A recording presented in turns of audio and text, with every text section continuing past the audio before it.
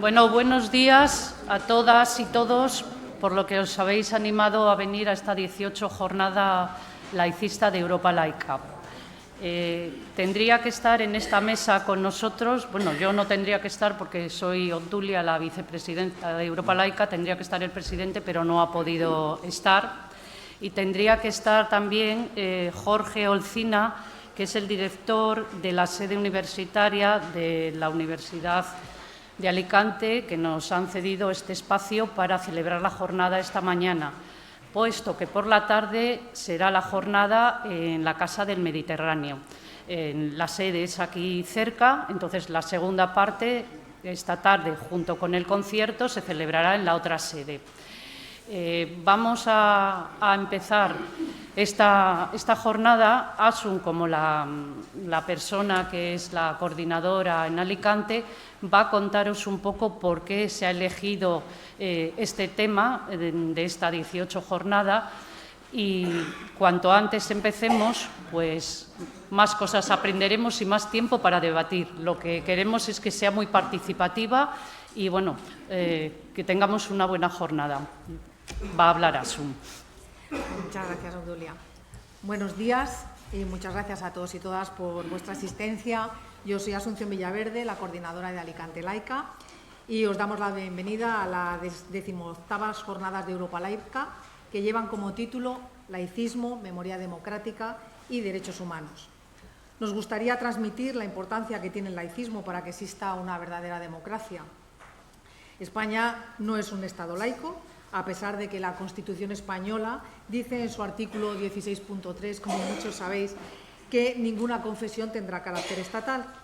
Pero no podemos afirmar que sea un Estado aconfesional porque el mismo artículo, a continuación, se contradice al obligar al Estado a cooperar con la Iglesia Católica y otras confesiones.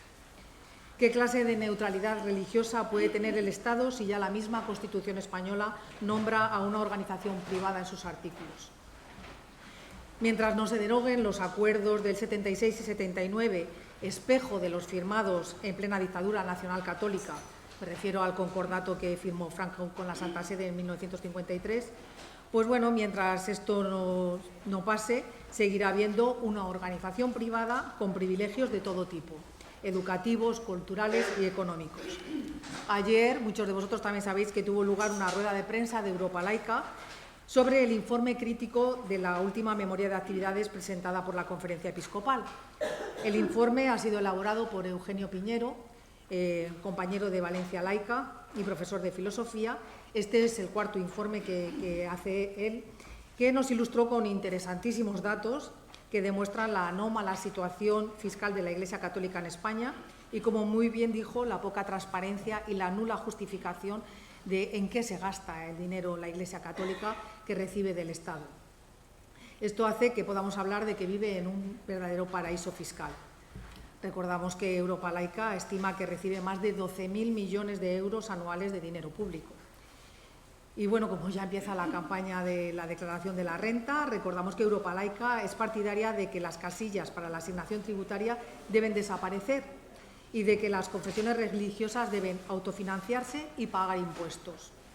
Mientras tanto, haremos campaña para no marcar ninguna de las dos casillas, ni la de la Iglesia ni la de otros fines de interés social.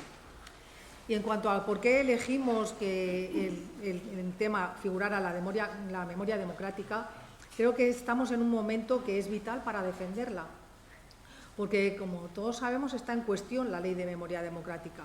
Concretamente, en la Comunidad Valenciana, el PP y Vox han derogado la Ley Valenciana de Memoria Histórica y han aprobado una ley de concordia, llaman ellos, que, como han dicho las asociaciones de memoria, el olvido es un aliado de la impunidad, porque esta nueva ley significa el silencio de los de siempre, algo que quedó muy patente ayer en el Paseo de la Memoria en el que muchos participasteis, que nos guió Jun Quiñonero, y que fuimos conscientes de que el tiempo que ha costado hablar de los represaliados, de los años que han pasado hasta que las asociaciones memorialistas han conseguido que haya una pequeña placa o un monolito que recuerde a las víctimas para que no sigan silenciadas. Y a pesar de todo esto, muchos de estos monumentos son repetidamente vandalizados. Y por último, porque hemos elegido también los derechos humanos como título de estas jornadas, es que Europa laica es una firme defensora de los derechos humanos. El artículo 18 de la Declaración Universal de los Derechos Humanos dice que toda persona tiene derecho a la libertad de pensamiento, de conciencia y de religión. Vivimos unos tiempos turbulentos en los que se está retrocediendo con respecto a la neutralidad religiosa de los Estados. Nos encaminamos a un proceso de dogmatización moral de la ultraderecha que interfiere directamente en la elaboración de las leyes y en la teocratización de los Estados. Por todos estos motivos, Europa laica promueve el laicismo y la libertad de conciencia. Nuestro objetivo último es la separación Iglesia-Estado y la consecución de un Estado laico. Espero que disfrutéis de esta jornada. Le doy paso a Obdulia, que va a presentar al siguiente conferenciante, Ángel Munarriz, y disfruta de la jornada.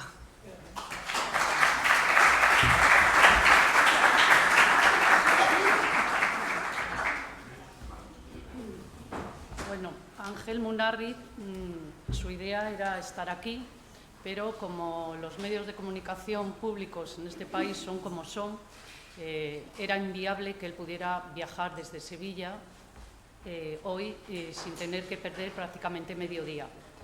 Y lo mismo su vuelta. Entonces, la intervención va a ser de forma virtual. Él os dirá por sí mismo que le gustaría haber estado aquí, pero bueno, no es posible. Entonces,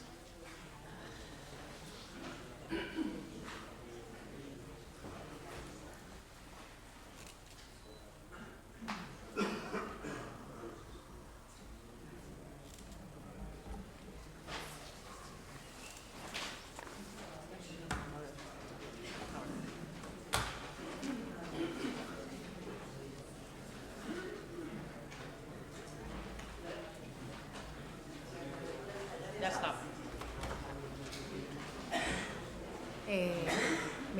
Me retiro yo para allá, para que se le vea ahí bien.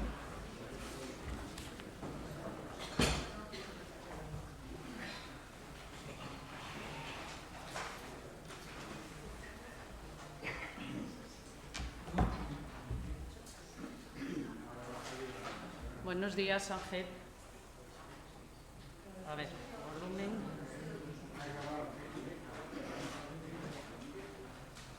Buenos días. Bueno, como todos ya sabéis, supongo, Ángel Munarriz es periodista, ha trabajado durante más de 20 años en distintos medios, en el diario, en televisiones, y últimamente es reportero del País. Él escribió un libro sobre la Iglesia Católica, Sociedad Anónima, dinero y poder de la multinacional del Vaticano en España. Entonces, nos va a hablar hoy sobre este tema que él ha investigado durante mucho tiempo, ya que su periodismo principalmente es de investigación. Entonces, va a hacernos una presentación sobre la Iglesia sin memoria. Después de que él nos cuente todo lo que considere, lo que queremos es principalmente que haya un debate entre todos y que preguntéis dudas, todo lo que queráis saber, que él con toda su investigación nos puede aportar muchísimas cosas. Buenos días, Ángel. Buenos días, ¿qué tal? Muchas gracias por la invitación. Espero que se me oiga y se me vea bien. Perfectamente. Yu, apaga esas luces, por favor. Vamos a mejorarlo un poco.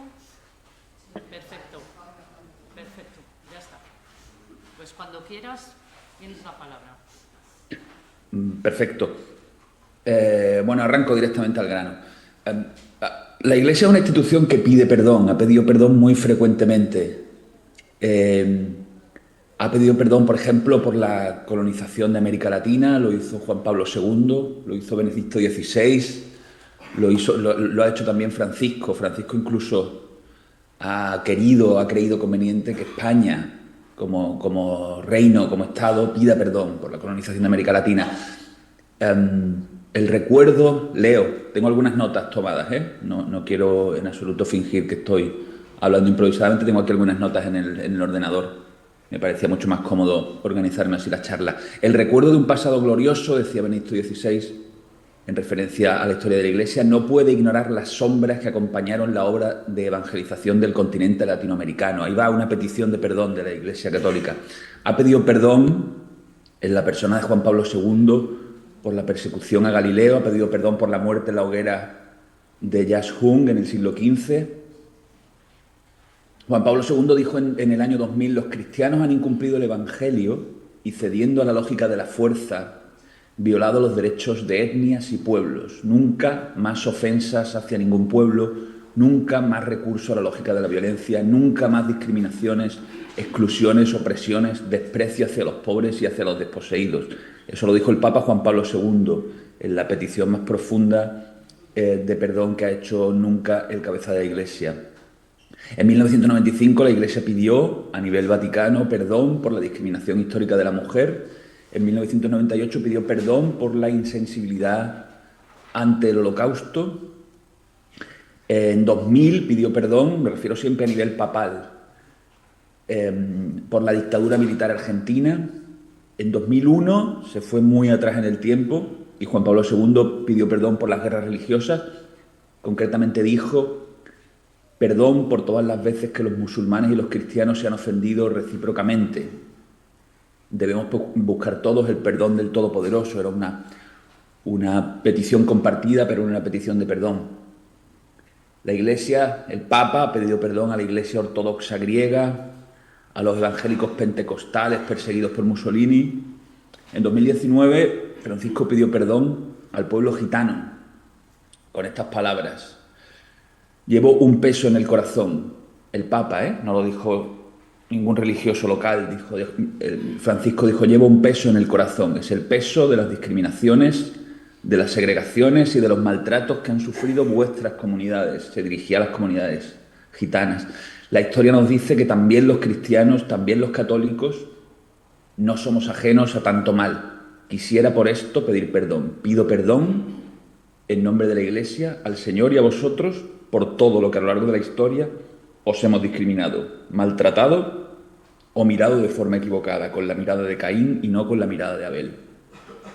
Por supuesto, también ha pedido perdón recientemente el Papa, perdón reciente e insistentemente el Papa, por los abusos sexuales en el seno de la Iglesia, asunto al que el actual pontífice, que ahora está tratando de salir de una enfermedad, ha tratado de prestar mucha atención. La Iglesia, decía, es una institución que pide perdón. Pide perdón a través de su máximo responsable, reiterada, meditadamente, con las palabras justas, para tratar de ponerse en paz con su historia. Pero esta retahíla de perdones tiene, yo creo, una excepción muy evidente, muy clara, muy llamativa, y es el caso de la Guerra Civil Española. El caso de la Guerra Civil Española y sus preparativos, el caso de la represión posterior y el caso de la dictadura. En ese caso, la Iglesia Católica en ningún caso ha pedido perdón al nivel al que lo ha pedido en todas las anteriores ocasiones que acabo de citar.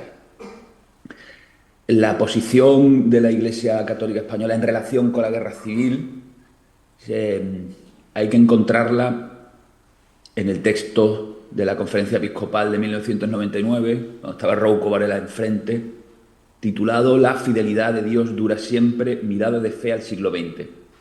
Es un texto que dice en lo esencial, y cuando va al cogollo del asunto, lo siguiente, abro comillas: también España se vio arrastrada a la guerra civil más destructiva de su historia. No queremos señalar culpas de nadie en esta trágica ruptura de la convivencia entre los españoles.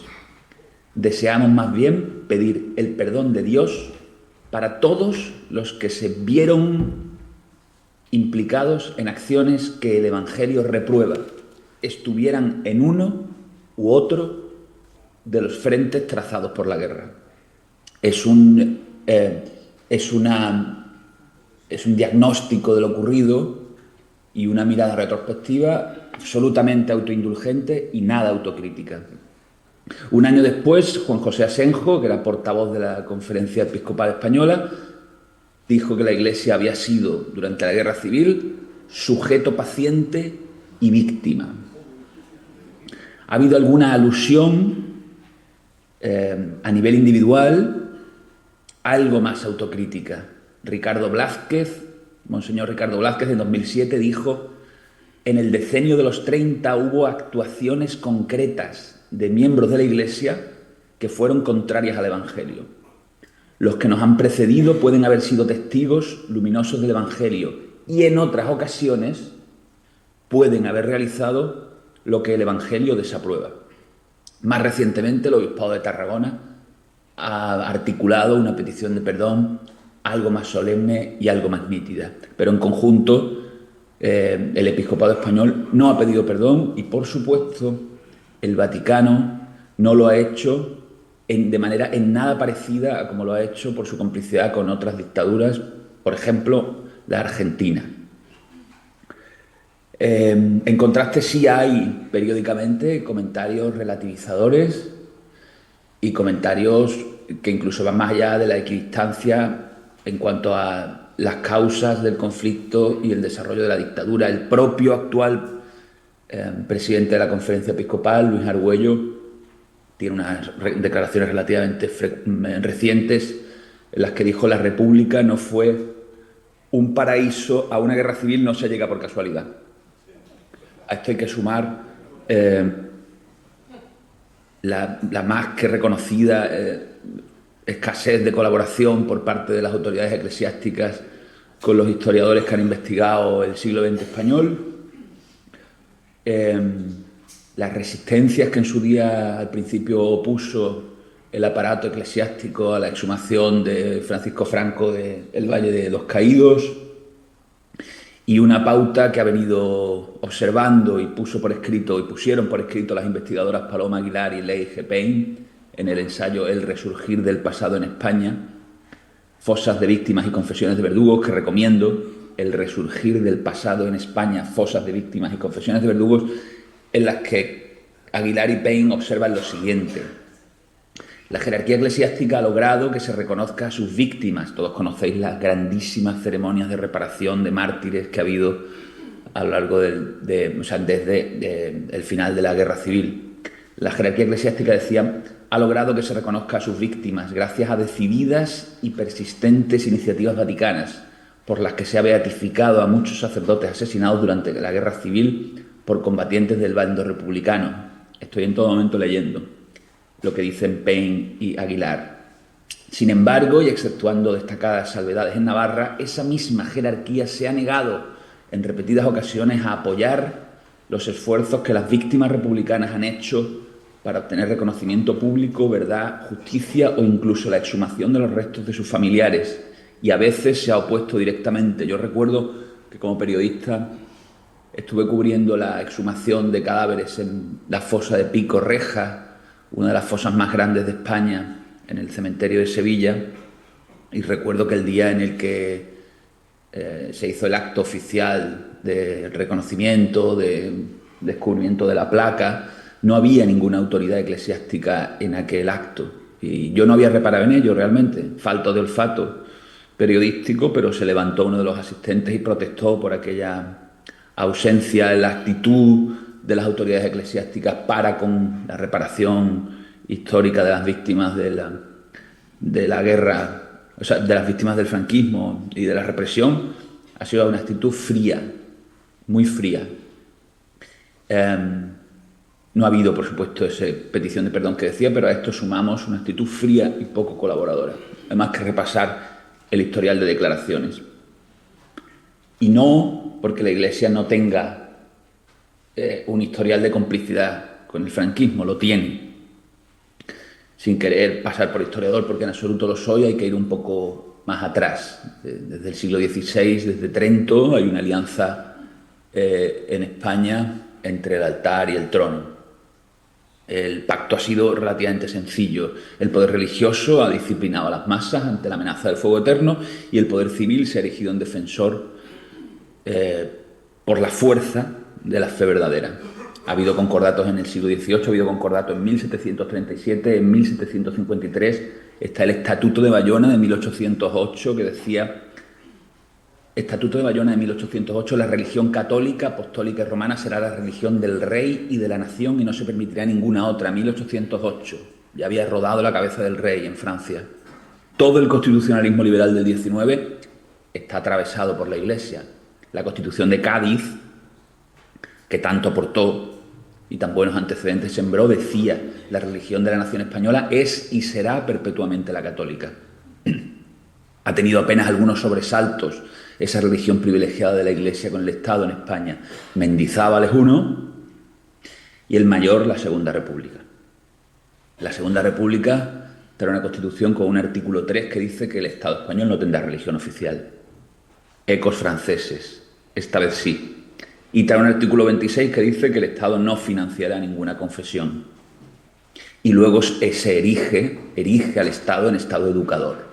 Esto desafiaba todos los pilares de influencia de la Iglesia.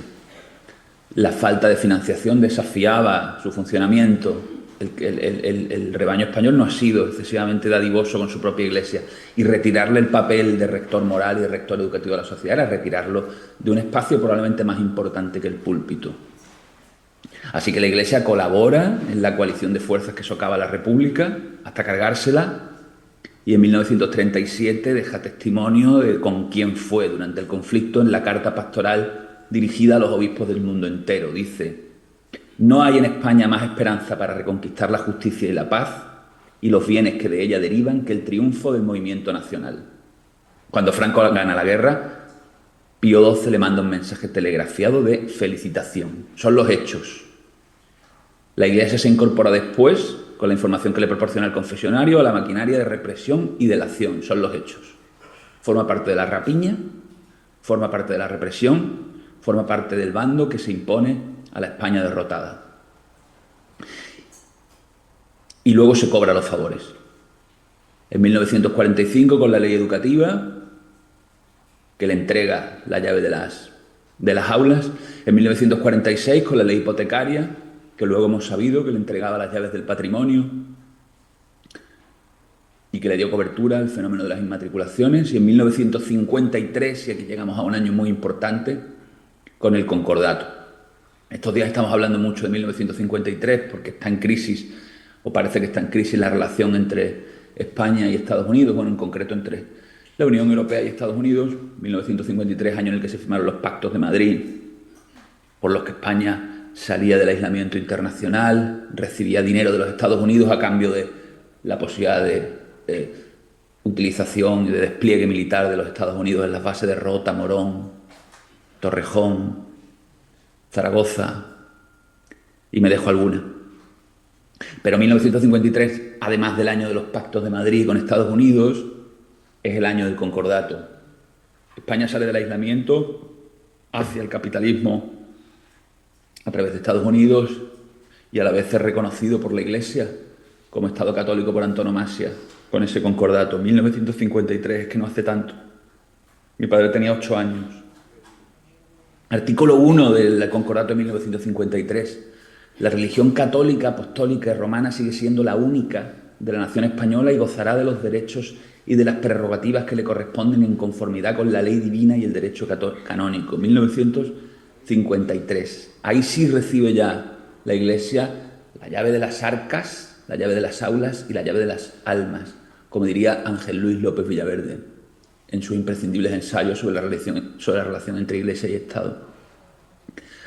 No hay espacio de la vida civil española que no quede completamente saturado de presencia católica.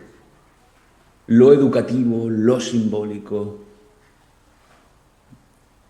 los privilegios lo abarcan absolutamente todo. Los privilegios lo abarcan absolutamente todo. Incluso se fija la obligación de los curas, en el artículo 6, de elevar preces diarias por el caudillo. Es un pacto vergonzoso en la historia de la Iglesia. Un pacto absolutamente vergonzoso. Un pacto que nunca ha sido derogado. Nunca.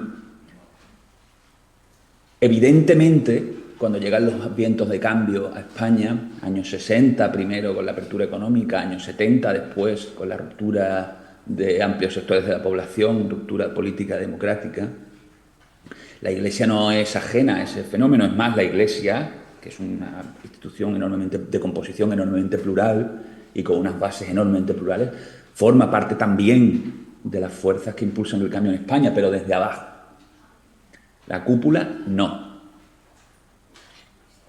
A pesar del digno papel de Tarancón en la transición, la cúpula, esencialmente, su preocupación fundamental es mantener la relación de privilegio con el nuevo régimen democrático. Los acuerdos que rigen actualmente la relación entre el Estado y la Iglesia en España, a los que se suele llamar concordato erróneamente, porque no lo es, son ya unos acuerdos bilaterales, y de los que se suele decir también erróneamente que son de 1979, cuando son de 1976 el primero, y los 4 que cuelgan de él de 1979, son acuerdos cuya firma no proviene de la lógica reformista de la transición. Su negociación empieza en 1968. El primero es de 1976, 2 años antes de la Constitución, y ahí sigue en el BOE afirmando lo siguiente: la mayoría del pueblo español profesa la religión católica. Eso sigue escrito ahí. El resto, los acuerdos judiciales, educativos, financieros, los que brindan todos los privilegios de todo tipo, se firman el 3 de enero de 1979. Eso es menos de un mes después del referéndum de la Constitución. La elaboración de los acuerdos del 79 es fruto de una negociación que se produce en paralelo y que empieza mucho antes de la negociación constitucional. No es producto de la democracia. Esos acuerdos son solo cronológicamente democráticos y suponen una derogación aparente, táctica, del concordato, pero no una derogación real. Y desde luego no una derogación jurídica, y así está expresado. Los acuerdos de asuntos jurídicos, de educación, fuerzas armadas y economía, base de todos los privilegios de la Iglesia Católica en España, enlazan con los acuerdos de 1953, evidentemente pasados por el filtro democrático de un país que aspiraba a integrarse en la comunidad internacional como una democracia de pleno derecho. Evidentemente se acabó que la religión católica será la única de la nación española y se acabó elevar precios por el caudillo. Pero la base de la relación de privilegio de la Iglesia con el Estado permanece, insisto, matizada, pero permanece. Gracias a esos acuerdos, la Iglesia hoy recibe 300 millones de euros de dinero público al año a través de la casilla de la Iglesia marcada en el IRPF, que lo pagamos todos los que estamos aquí, porque no es un dinero que se detraiga del que pone la X en la casilla, como engañosamente hacen parecer algunos altavoces católicos. Es un dinero que se detrae del total recaudado. El número de X marcadas determina la cantidad total de dinero que se le da a la Iglesia, pero no son esos fieles los marcados los que lo aportan, es dinero de todos, porque es un dinero que va a la caja común y de la caja común va a la Iglesia para su funcionamiento diario. Es decir, no es un dinero que vaya a Cáritas, no es un dinero que es un dinero que va a pagar fundamentalmente el sueldo de curas y la seguridad social. Y luego algunos destinos menos honrosos que le ha venido dando la Conferencia Episcopal, como mantener su televisión 13TV, con inyecciones millonarias anuales. Esos acuerdos de 1976-1979 son la base de las exenciones fiscales que yo he sido incapaz de cuantificar. He escuchado estimaciones que no me atrevería a repetir. Mucho dinero. Esos acuerdos son la base de la importante presencia que mantiene la Iglesia Católica en la educación pública, a través, por ejemplo, de la asignatura de religión, que me parece, de todas las fórmulas que se han adoptado, una de las, que tiene un encaje más sencillo, asignatura de carácter optativo y de oferta obligatoria. Me parece una solución que puede ser defendible. Mucho más cuestionable me parece el papel que tiene en la educación concertada, y mucho más inaceptable me parece que sean los obispos los que eligen a los profesores que imparten la religión católica, hasta el punto de que un divorciado o una divorciada haya perdido su puesto de trabajo público, pagado con dinero público, porque no pasa el filtro del obispado. Me parece que va totalmente en contra de los criterios de mérito y capacidad que deben regir el acceso a la función pública. Ese tipo de privilegios, todo está ahí, en los acuerdos del 79. La presencia de la religión católica en los medios públicos también está aquilatada por esos acuerdos. Esos acuerdos dicen: la educación que se imparta en los centros docentes públicos será respetuosa con los valores de la ética cristiana. Eso sigue en el BOE, plenamente vigente. Igual que sigue en el BOE la frase que dije antes, la de 1936, que ahora la he perdido porque soy muy torpe. La mayoría del pueblo español profesa la religión católica. Eso sigue en el BOE. los curas pagados con dinero público en hospitales y cuarteles, el uso privativo del patrimonio eclesial que luego debe ser restaurado por el Estado, el hecho de que nadie pregunte por los filtros fiscales que pasa el dinero que pagamos para poder acceder a los templos. Y luego sí, es verdad, el acuerdo incluye algunas muy vagas obligaciones de la Iglesia. Por ejemplo, la autofinanciación. El acuerdo es absolutamente exigente con el Estado y muy laxo con la Iglesia, porque hay una referencia a la autofinanciación. Han pasado desde 1979, pues soy de letras, pero han pasado 45, 46 años y no ha habido ni un milímetro de aproximación de la Iglesia Católica a la autofinanciación. Y además se ha desplegado todo un discurso según el cual la casilla de la Iglesia es autofinanciación porque se financia con lo que deciden los fieles. Y hay que repetirlo una y otra vez. No. Los fieles no son los que pagan el dinero de la casilla de la Iglesia. Los fieles son los que deciden qué cantidad es. Lo pagamos todos. Eso no es autofinanciación. El acuerdo del 79 económico está incumplido diariamente por parte de la Iglesia. Y además no parece haber la más mínima voluntad de cumplirlo. Todo esto ocurre, todo este mantenimiento de una relación absolutamente beneficiosa y desequilibrada de la Iglesia con el Estado ocurre que permite a la Iglesia mantenerse como una institución muy sólida institucionalmente, por su presencia en el ámbito educativo, por su presencia en el ámbito simbólico, por el trato enormemente favorable que tiene desde el punto de vista fiscal, por la gran cantidad de recursos públicos que recibe, esta solidez institucional que tiene la Iglesia gracias a su relación con el Estado, contrasta muy vivamente con un fenómeno que es el galopante proceso de secularización que vive la sociedad española. Un proceso de secularización que sufre la propia Iglesia, que está en crisis vocacional, tiene mucha dificultad para incorporar nuevos seminaristas y tiene dificultad para ordenar nuevos sacerdotes y, por supuesto, tiene dificultad para mantener determinadas parroquias. Esa condición tan valiosa de la Iglesia Católica como la única institución que llegaba absolutamente a todos los puntos de España, ¿no? Hasta el último pueblo tenía su párroco. Está en riesgo ya. La Iglesia tiene una crisis de personal, pero además tiene una crisis derivada del proceso de pérdida de fe de la sociedad española. Aquí hay estudios para todo tipo y dependiendo de cómo se hagan las estadísticas, los resultados difieren mucho. Yo creo que muchas estadísticas es que depende mucho de la pregunta, pero bueno, vamos a coger al CIS. Católicos, poquito más del 50%, y el 36% dicen no practicantes. Yo soy católico no practicante. Bueno, católico cultural, ¿no? Bueno, la mitad de la sociedad española se reconoce católica o mayoritariamente dentro de esa mitad que se reconoce católica no practicante. La otra mitad no. La otra mitad en absoluto. Nos vamos a 18, 24 años y ahí viene el patrón, ¿eh? Ahí viene el patrón, porque de 24 a 30, a 29 se mantiene y poco a poco la gente va creyendo más cuanto es más mayor. Pero los que son más mayores, hombre, pues es posible que mueran antes. Y si es posible que mueran antes, lo que viene es todavía más secularización. De 18 a 24 años, el 12 se declara católico practicante y el 28 católico no practicante. Estamos hablando ya de que nos quedamos por debajo del 40%. Y que vayan todos los domingos a misa en España, el 11%.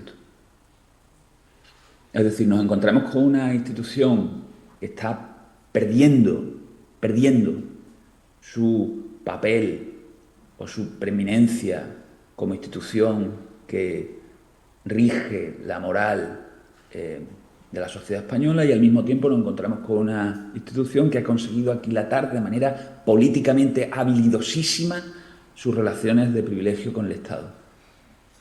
Hay un retroceso de la influencia de la Iglesia desde el púlpito que está siendo muy hábilmente compensado por un muy buen mantenimiento de sus posiciones de privilegio en su relación con el Estado y con su enorme capacidad de penetración en dos ámbitos. Uno, el educativo. La Iglesia es la principal administradora de colegios concertados en España.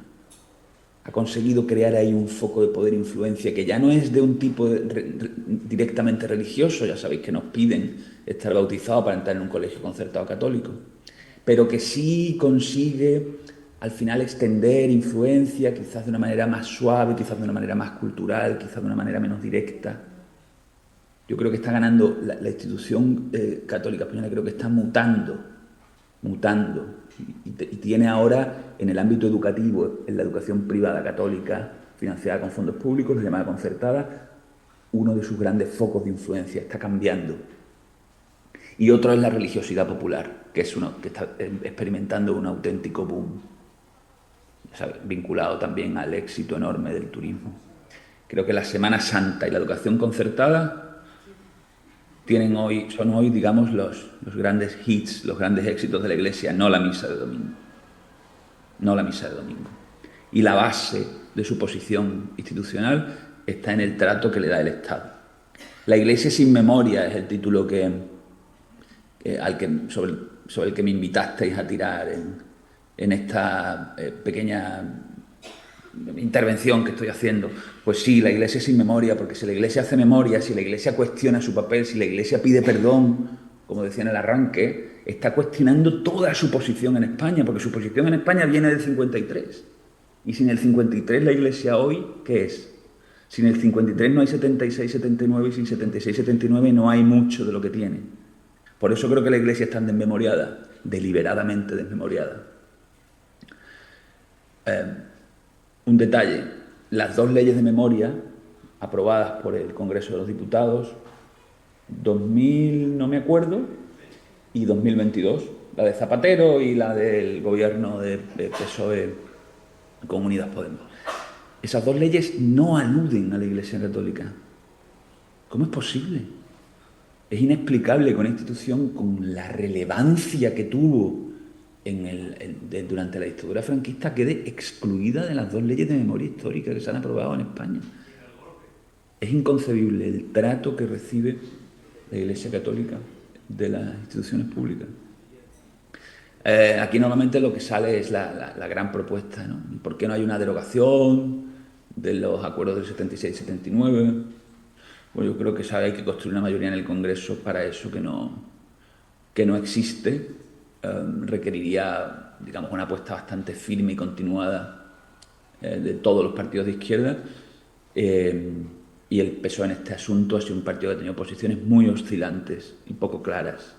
Este es un asunto que levanta a los asistentes a los mítines socialistas y en los procesos de primarias, los levanta del asiento, pero nunca ha habido una apuesta programática, por ejemplo, de gobierno por cambiar esos acuerdos, por derogarlos, llámese como se quiera. Hay un debate jurídico interesante en el que no voy a entrar, qué forma adoptaría terminar con esos acuerdos. Yo soy de los que piensa, y termino, que la Iglesia y el Estado deben tener algún tipo de relación formalizada. No creo que sea posible que una institución con esa riqueza patrimonial, con ese arraigo histórico, digamos, no tenga ningún tipo de relación articulada con el Estado, pero que fije unos términos claros y equilibrados. Creo que los que hoy están establecidos están completamente equilibrados, y creo que la Iglesia le sigue debiendo, la Iglesia Católica, su jerarquía, por ser más preciso, le sigue debiendo una disculpa al pueblo español, y sigue teniendo pendiente un ejercicio de memoria y, por supuesto, de memoria autocrítica. Muchísimas gracias por vuestra atención.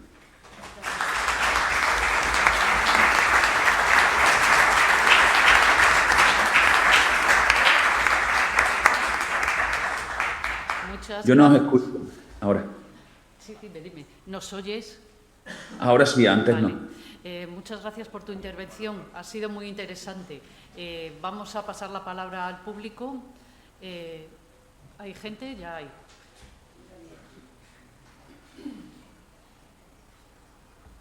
Hola, buenos días. ¿Me oís? No sé si se me oye. ¿Sí? Sí, perfectamente. Hola, mira, buenos días. Primero que nada, enhorabuena por las jornadas, que como siempre estáis Ángel, decirle que quería preguntarle también, felicidades por ese libro tan bien trabajado que tienes, que has hecho, y por tu educación, dedicación a esta cuestión del paraíso fiscal de la Iglesia. Y quería preguntarte, ¿qué pasa con el tema de las ayudas a la escuela concertada, a la escuela privada? Desde el punto de vista del artículo 107 del TJUE, es decir, sabemos que el TJUE, el artículo 107, considera ayudas de Estado ilegales a este diríamos, yo qué sé, dineral que aporta el público, un Estado, a una empresa privada, como tú has demostrado. ¿Qué pasa ahí? ¿Tú crees que ahí hay algo que rascar? No creo que las ayudas públicas que recibe la educación privada concertada puedan considerarse ayudas de Estado. Sí creo que las ayudas que recibe la Iglesia Católica y que la Iglesia Católica desvía a 13TV pueden ser consideradas ayudas de Estado. Y creo que algunos beneficios fiscales que reciben entidades de la Iglesia que realizan actividades económicas pueden ser consideradas ayudas de Estado. Te pongo un ejemplo.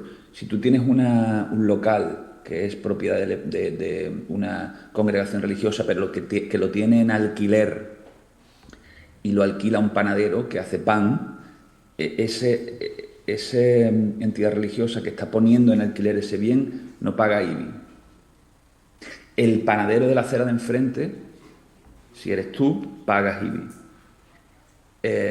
Permitir que haya, a través de la actividad del alquiler, que la actividad del alquiler es una actividad muy importante para la economía de la Iglesia, permitir que los bienes que la alquila la Iglesia estén exentos de impuestos frente a otros que tienen que poner sus bienes en alquiler y tienen que pagar impuestos, me parece que es insostenible desde el punto de vista del equilibrio de mercado, y creo que eso se podrían considerar ayudas de Estado, pero es que no hay manera de que eso llegue al Tribunal Europeo, al Tribunal de Justicia de la Unión Europea. No hay manera que llegue. No hay manera de que llegue, pero yo creo que si llega está perdido por parte de la Iglesia. Yo creo que las ayudas a la educación concertada no. Las ayudas a la educación concertada, o sea, quiero decir, cuando hay en 1985 se aprueba la ley que da cobertura al actual modelo de doble red, lo que creo que hace Felipe González es decir, bueno, con el boom demográfico y el cambio cultural que hay en España, yo no puedo construir un sistema educativo ignorando la enorme red de colegios congregacionistas que hay en España. No puedo hacerlo. Por lo tanto, los voy a incorporar en un ejercicio de realismo pragmático muy propio de los 80 españoles, ¿no? Voy a incorporarlos y les voy a imponer unas normas. ¿Esas normas cuáles son? La educación es gratis, es decir, tú tienes tu ideario, pero no me vayas a empezar a cobrar a los chavales, porque entonces vas a segregar ricos y pobres. Ese es el requisito principal que se le impone, por no extenderme más. ¿Qué es lo que ha pasado? Que esa idea, que en principio debía ser una solución puntual, para luego ir una transición de mayor equilibrio entre las dos redes, que ha ido pasando que la red concertada ha crecido desproporcionadamente y ha recurrido a dos técnicas que, en mi opinión, son contrarias, digamos, al interés de un sistema educativo verdaderamente equilibrado, y mediante la ubicación selectiva de los centros y mediante el cobro de cuotas ha conseguido una, digamos, selección social de su alumnado, que al mismo tiempo determina unos mejores resultados educativos. Por supuesto, con sus excepciones. No es lo mismo una congregación que otra y encontraremos excepciones. Pero si no elevamos las excepciones a categoría, veremos que la Iglesia, a través de su amplísima red de educación concertada, es corresponsable destacada de las elevadas tasas de segregación social que hay en las aulas españolas. El hecho de que la educación concertada esté muy bien regada de dinero público tiene que ver con cada vez hay más padres que consideran que esa es una buena opción educativa para sus hijos, incluso padres que no son católicos. ¿Quién no los conoce? No, yo no soy de los jesuitas, pero es que el colegio de los jesuitas de mi pueblo es el mejor. Eso es uno de los grandes éxitos, digamos, de la Iglesia empresa y de la Iglesia influencia, esa que decía que está perdiendo influencia en el púlpito, pero está consiguiendo extenderla en el ámbito educativo. Dudo mucho que se puedan considerar ayudas de Estado conciertos educativos dados a congregaciones por las que al final se está decantando los padres al elegir la educación de sus hijos. Hay muchos enfoques por los que criticar la concertación educativa. Yo creo que uno de ellos no es el que se puedan considerar ayudas de Estado ilegales. Había allí otra pregunta y luego aquí delante. Sí. Sí, ¿se me oye? Sí. Sí, luego estás tú. Hola, ¿se me oye? Sí, claro. Hola, Sí. ¿se me oye? Sí. Yo sí, vamos. Vale. Entiendo que allí también. Estás en directo. Al hilo de lo que comentaba, mi pregunta iba a ser otra, pero la haré después. Al hilo de lo que comentabas ahora, la postura de los sindicatos mayoritarios acerca de la educación concertada, ¿te parece coherente? Eso por una parte, porque por lo menos en mi región están absolutamente a partir un piñón. Eso en primer lugar. Y lo que te quería preguntar originariamente es qué opinas o la sumisión de la máxima jerarquía del Estado, que en teoría representa a toda la sociedad, a la Iglesia Católica. ¿Qué comentario te merece eso? La máxima jerarquía, la corona, quiero decir. Gracias. Sobre lo primero, los sindicatos suelen hacer defensa de los intereses de los trabajadores también en la escuela concertada. Yo creo que a los sindicatos no corresponde la defensa de la política, o sea, pueden tener su opinión sobre cuál es el diseño de la política educativa.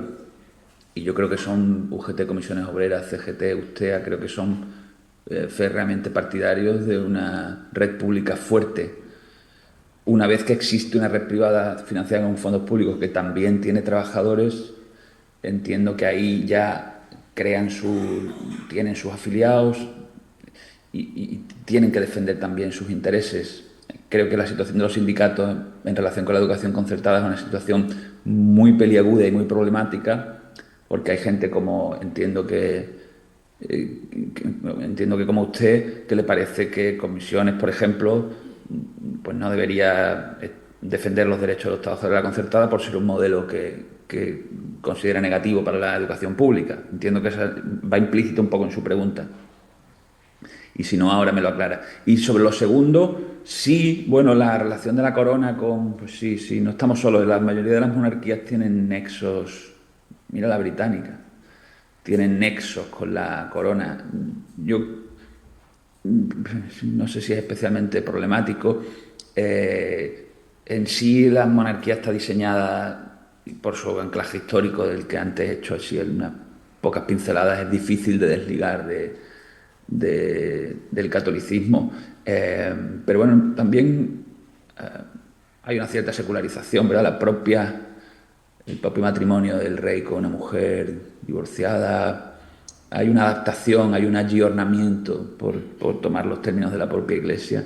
No es una institución que actualmente haga una exhibición de confesionalismo obscena, porque yo creo que la prioridad de la monarquía es mantener su popularidad, y con los datos del CIS que te he dado, que ha dado el CIS y yo he leído, no parece que sea la mejor opción para ser muy pop, plantarse con el crucifijo en la mano en los desfiles, ¿no? Pero bueno, ese matrimonio Iglesia-Corona pues está ahí, yo creo que es absolutamente innegable, ¿no?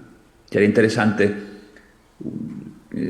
saber si se mantiene la monarquía durante mucho tiempo, hubiera algún heredero abiertamente ateo, si se produciría algún conflicto de tipo institucional, ¿no? Como hemos visto todos que ha ocurrido cuando se juega con esos límites en otras monarquías. Y de momento se ha producido esa coyunda de una manera bastante armónica y no demasiado sobreactuada. Yo creo que ahí la monarquía actúa inteligentemente, no subrayando demasiado ese nexo. Hola, buenos días. No sé si se oye. Sí. Bueno, yo, al hilo de lo que acaba de comentar el compañero, podía empezar por ahí, por la pregunta que te hizo, pero yo había pensado en otras cosas. Has hecho mención a las declaraciones de perdón que la Iglesia ha hecho en bastantes países. pero sí que es verdad, Ángel, que se hacen declaraciones, incluso en esos países, si se pregunta a las asociaciones de víctimas, como en Argentina o en otros lugares, luego los hechos han distado mucho de las declaraciones de perdón. Luego has citado el caso de España, quizá porque lo conocemos más. Ya antes del golpe de Estado, ya la Iglesia iba preparándose para derrocar aquel gobierno democrático y luego ha habido tímidas declaraciones, como tú has dicho. Para mí no tienen ningún valor las declaraciones si todavía cuando caminamos por las calles vemos monumentos a los caídos, a José Antonio. Estuve en Murcia, en la capital, hace 2 o 3 días, y allí en la catedral había presente José Antonio y demás, o una calle dedicada a Simón López, que fue el que decidió justiciar a la última víctima de la Inquisición en Valencia, Cayetano Ripoll. Quiero decir que las declaraciones, lo que creo que como laicistas tenemos que ver de esta, tú dices institución, es verdad que funcionan como institución, pero es una corporación privada que funciona como institución. Creo que tenemos que poner el centro fundamentalmente, es importante a veces recordar que es una corporación, es en la dejación de funciones que hace el Estado. La Iglesia sigue haciendo, seguirá haciendo, pues defraudará, no tendrá ninguna transparencia. Por la casilla de la renta es un poquito más, son 380 ya, y por la otra casilla de las organizaciones sociales. Es que ayer estuvo el compañero Eugenio Piñero presentando el informe crítico. Por favor, Raquel, ser breves porque hay muchas sí, preguntas. Seré breve, pero Gracias. Algo tengo que decir que he venido desde Valencia. Entonces, lo que vuelvo a centrar es que es el Estado. El Estado es el que tiene que hacer unos cambios muy importantes, y así los sindicatos no tendrían problema, porque si el Estado deroga los acuerdos con la Santa Sede, acaba con esta financiación de dinero público y considera que el tema religioso es una cuestión personal porque la catequesis no la podemos pagar con dinero público, esto se evitaría muchísimo. Pero yo quiero centrarme en que lo importante como laicistas es la exigencia al Estado de esta situación de paraíso fiscal que tiene la Iglesia Católica. Ellos van a seguir haciendo lo que hacen, aunque declaren lo que sea. Y ya que me dicen desde la mesa que no me extienda, pues ya podría seguir, ¿eh? Muchas gracias. Muchas gracias. Pregunta.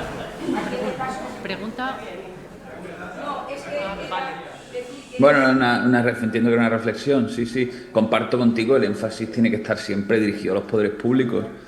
Por sintetizar mucho, no hay una mayoría en el Congreso de los Diputados suficiente para esa derogación de los acuerdos, porque no hay una mayoría de izquierdas en el Congreso, y no sé ni si la hubiera, lo situaría entre sus asuntos prioritarios. Claro que el énfasis tiene que estar en los poderes públicos y que es obligación del Estado buscar una relación más equilibrada y más justa con una institución que ahora mismo yo creo que vive del Estado aportando muy poco a cambio. Me parece eso obvio, no sé si de mis palabras se ha podido deducir lo contrario. La Iglesia es una red de redes, en realidad son más de 40.000 entidades. Cuando hablamos de la Iglesia es una suma de múltiples instituciones de todo tipo. Efectivamente, corporación le va como anillo al dedo, obra en beneficio de sus propios intereses, y quien debe velar por el interés general no es desde luego la Iglesia Católica, ni yo creo que el énfasis haya que ponerlo ahí. Esto lo hemos visto muy claramente en el debate en torno a la reparación de las víctimas. Quien esperaba que fuera la Iglesia la que enteramente tomara la iniciativa de la reparación, creo que se equivocaba. Creo que debe haber una iniciativa pública, siempre tiene que haber una iniciativa pública para la preservación del interés común. Pero bueno, yo me he centrado en lo que ha hecho la Iglesia, en la trayectoria de la Iglesia, y sí, seguro que me he dejado infinidad de asuntos de importancia en el tintero de ese repaso por las peticiones de perdón que ha hecho. Seguro me servía como hilo para llegar a que en España ni siquiera se ha pedido ese perdón. No quiero con esto decir que me conste que en Argentina hayan hecho todos los deberes necesarios, pero creo que se entendía un poco el sentido narrativo de lo que pretendía exponer hasta llegar a esa posición distinta en cuanto al discurso, que también tiene su importancia, que tiene la Iglesia en relación con el siglo XX español. Buenos días. Yo quiero insistir en dos aspectos principales. Uno es que el secretario de Estado que se ha nombrado hasta ahora parece que el compromiso que sí tiene es difícil. Se refiere al artículo 27.4, la gratuidad completa para la enseñanza obligatoria.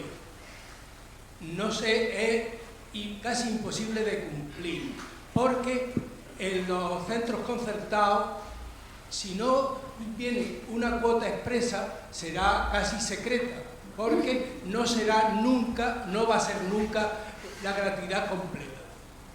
Esa es una cuestión que, como nosotros, nuestras reivindicaciones principalmente tienen que ir al Estado, que es el que lo cumple, sí que debemos de anotarla y ponerlo expresamente, y que la sociedad sepa que lo que hizo el mejor expresidente en la LOCE,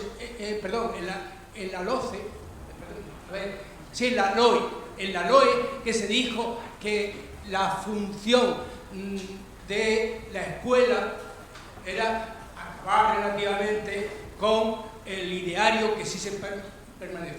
Al mismo tiempo que hay dinero público, la escuela estatal, como mínimo, se perdió en todo. Y esa es la lucha en la que tenemos que denunciar, por un lado. Otra cuestión, porque dejo para el debate más amplio sobre aspectos generales, puede ser también la relación que tenemos de la escuela, la admisión dentro de los laicistas, que por supuesto se reconoce a los creyentes que quieren la separación de Estado e Iglesia, es que hay dentro de las muchas organizaciones que tiene el Estado un instrumento que se llama las pastorales, y hay cierto, incluso gente que está entre el laicismo, que apoya las pastorales, que es una intromisión directa desde la propia Iglesia en determinados organismos. Tengámoslo en cuenta, por ejemplo, la OA. Por favor, brevedad. Sí, la OA, que lo tengamos en cuenta, que cuando entran aquí son también semillas de la propia institución, de la escuela, de la coordinadora, de la patronal de la Iglesia, que es la que está defendiendo el poder de la Iglesia en ese momento. Y cuando en nuestros lugares donde hay supuestamente creyentes por la laicidad, que lo tengamos en cuenta de una clase y de otra.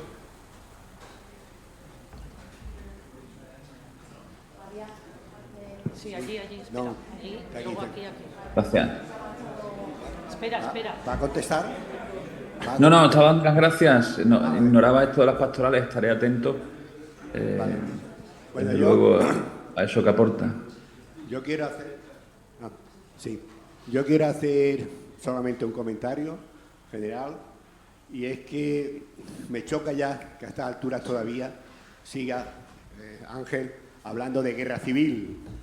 No podemos hablar de guerra civil, es la guerra de España, que ese es el relato franquista, que hasta hoy, 50 años después, se mantiene, igual que otros términos y otros relatos, donde efectivamente se quiere borrar, olvidar qué pasó con el golpe de Estado en este país. Esto es lo único que quería comentar como algo general en nuestro lenguaje cuando estamos hablando de memoria.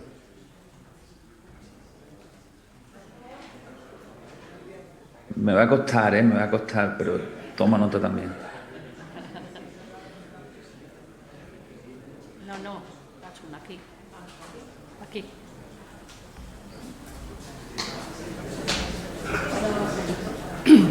Hola Ángel, soy un quiñonero.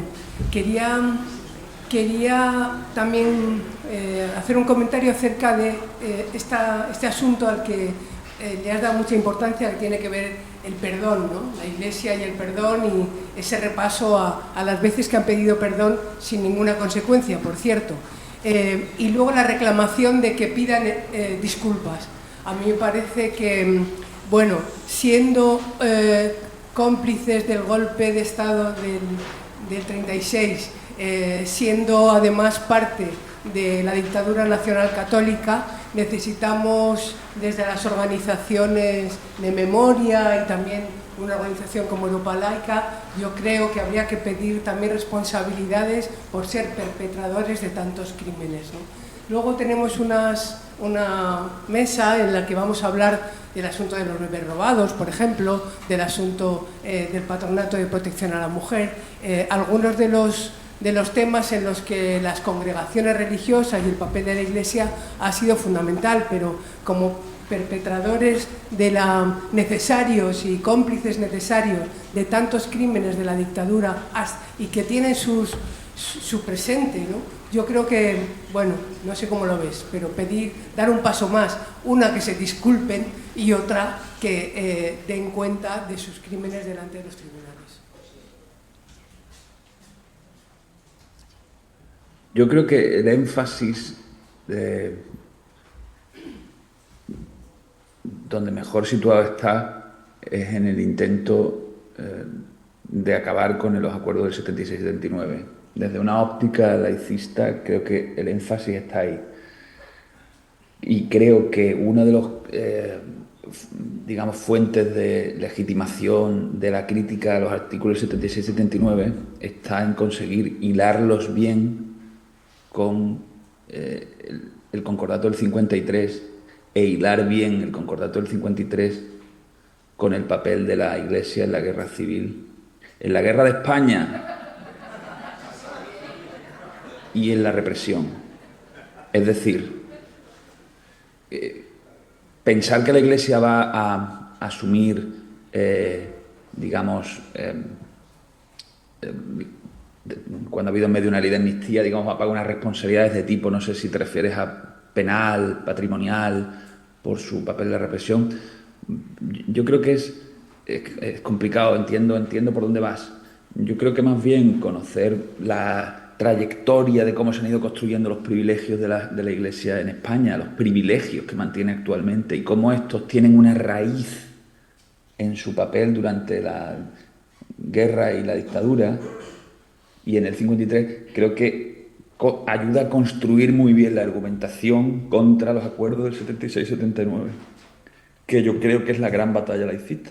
Esa es mi opinión sobre esos acuerdos. En cambio, centrar los esfuerzos en... Evidentemente mis esfuerzos no están centrados ni mi prioridad es que pidan perdón, Quizás, sí. Me llama la atención esa ausencia de perdón y me parece sintomática de otras cosas. Cuando yo digo que la Iglesia no pide perdón, he tratado de explicar por qué. Y porque la Iglesia, que piensa en siglos y no en días, un perdón le puede salir muy caro. Porque si la Iglesia pide perdón, está enmendándose e impugnándose a sí misma, impugnando su estatus. A mí que pida perdón tampoco me parecería así como el acabose, ¿no? Como, oh, qué maravilla, todos los problemas resueltos. No, las cuestiones que, digamos, son problemáticas desde el punto de vista de la relación Iglesia-Estado van mucho más allá de que la Iglesia pida perdón. No estoy seguro de haberme expresado al 100% claramente durante mi intervención, o cada vez estoy más seguro de no haberlo hecho.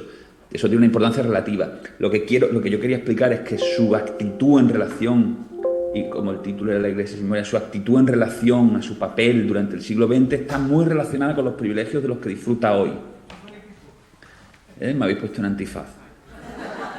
Y por lo tanto, por eso lo decía, por eso como un elemento explicativo, como un elemento sintomático, como un elemento elocuente, el discurso de la Iglesia sobre la guerra civil y sobre el franquismo y sobre la memoria histórica tiene que ver con la preservación de sus actuales privilegios, no con una relectura histórica, no con una generosidad en el relato, no, tiene que ver, es sintomático de la posición de privilegio que tiene y del nivel de importancia que le da a mantener esos privilegios.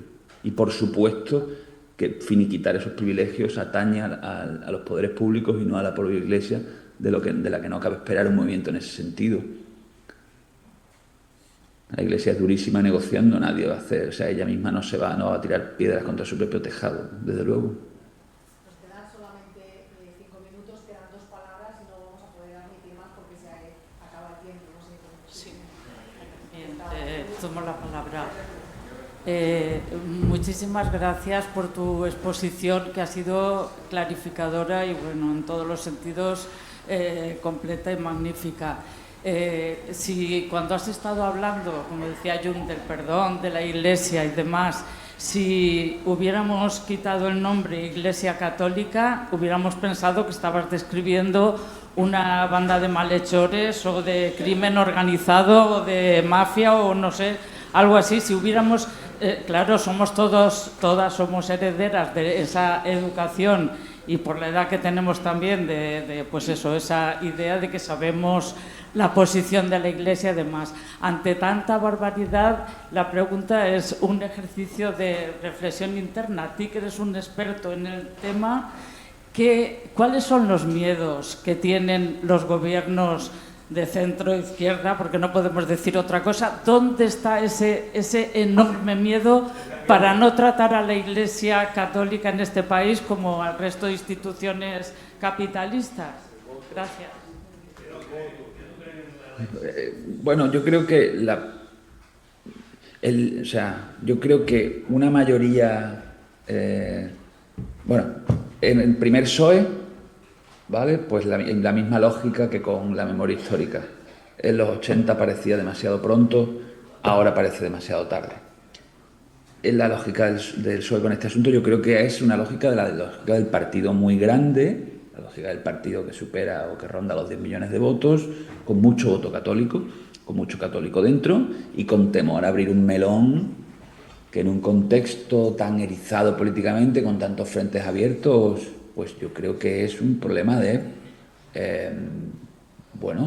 temor político a perder más que a ganar, porque meterse, eso sí lo tengo muy claro, meterse en un proceso de redefinición de las relaciones del Estado con la Iglesia que pase por acabar con los acuerdos del 76-79 con la Iglesia es un conflicto bestia con las autoridades eclesiásticas y con todo lo que la rodea, con la prensa derechista española, mayoritariamente católica, con todas las fuerzas que rodean a la Iglesia, asociaciones de padres de colegios católicos, en fin, es un tema gordo, es un tema de marcarte una legislatura políticamente. Y yo creo que el PSOE va echando sus cuentas de dónde quiere poner los énfasis y muchas veces no le va saliendo la cuenta de este es el melón que quiero abrir. El primer Sánchez, el Sánchez de 2018, que venía de ganar unas primarias prometiendo la derogación de los acuerdos con la Iglesia, tuvo muchísima retórica antieclesial en su conquista de la militancia del PSOE. Yo creo que él pone todos los huevos en la cesta de la exhumación. Si os dais cuenta, Carmen Calvo visita el Vaticano, a Pietro Parolin, y sale de allí hablando del IRPF en un totum revolutum de declaraciones sobre cambios que tenía que haber en la relación Iglesia-Estado. Y yo creo que que ahí hay un punto por parte del gobierno de aviso a navegantes del gobierno, en plan, esto lo quiero porque esto tiene un potencial simbólico y esto es... Ya sabéis que la política hoy busca mucho, ¿no? La cosa memorable, simbólica, y lo de la exhumación de Franco, que era importante contar con un cierto nivel de cooperación con la Iglesia que finalmente se produjo, y tarde se produjo. Yo creo que el gobierno apostó mucho por eso, por decir, bueno, yo a la Iglesia le voy a, digamos, meter el dedo en el ojo con la exhumación y ese va a ser mi frente con la Iglesia. Y luego voy a aprobar una ley de eutanasia, y luego voy a aprobar una ley del aborto, y luego voy a aprobar una ley educativa, la LOMLOE, que podría llegar, pero no lo ha hecho, a afectar los intereses de la concertada. Yo creo que tengo ya varios frentes abiertos con la Iglesia. Vamos a dejarlo ahí, ¿vale? Ahora ha llegado el Congreso del PSOE, que se ha celebrado hace poco en Sevilla, donde estoy yo. Las resoluciones hacen referencia a la derogación del acuerdo educativo. Y ya sabemos que de las resoluciones del Congreso a lo que luego va al programa hay una diferencia, de lo que luego va al programa a lo que se cumple hay otro. Por lo tanto, me parece próxima a la hipótesis de que el PSOE apueste fuerte por el fin de los acuerdos con la Iglesia. No me parece que sea próximo, no. Ni me parece que si lo consiguiera es algo para lo que fuera a reunir una mayoría en el Congreso. El por qué que tú me preguntas, razones electorales, razones políticas, razones de meterse en un jardín importante, con un final incierto, en el que probablemente no tengas mayoría, mosquees aparte de tu electorado católico. Esas son las razones. No creo que haya razones oscuras, ni componendas y ligazones que desconocemos y que impiden. Si fuera fácil y fuera popular entre su electorado y no tuviera coste, se haría. Yo creo que no se hace porque políticamente es un buen morlaco ese. Bueno, pues muchas gracias, Ángel. Aquí tenemos que... Siento mucho, sé que había más preguntas, pero a las 11 teníamos que acabar. Me están diciendo que tenemos que acabar. Entonces, aquí lo dejamos. Muchas gracias por tu intervención. Da para mucho más. Tenemos que haber...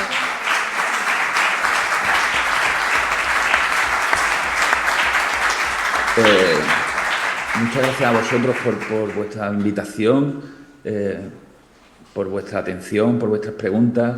Siento las torpezas, las omisiones, en fin, tengo mucho curro.